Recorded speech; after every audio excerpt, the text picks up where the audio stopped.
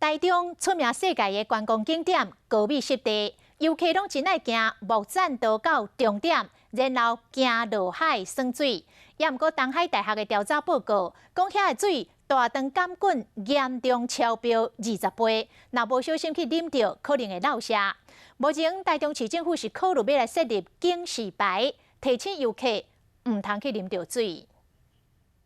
国际观光景点高美湿地考老的时，会使为木栈道行到海波打水，嘛是游客最爱。游客来到高美湿地都会走下木栈道踩水，但是您知道吗？这里的水质大肠杆菌超标20倍。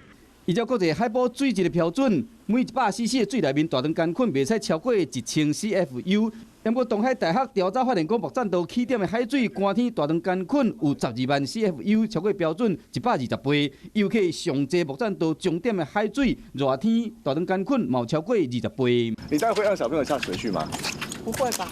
听到海水无清气，游客嘛开始烦恼。他刚有喝，我喝，你刚有喝，我刚有喝。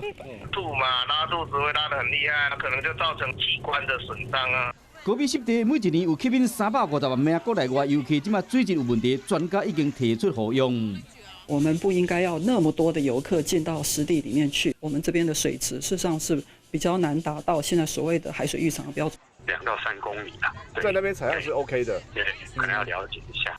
市政府考虑要设一个水质警示牌啊，提醒民众唔通去啉到。这是台中上个吸引国内外游客景点高美湿地，水质被归类做无适合从事亲水活动，这真正是有够讽刺。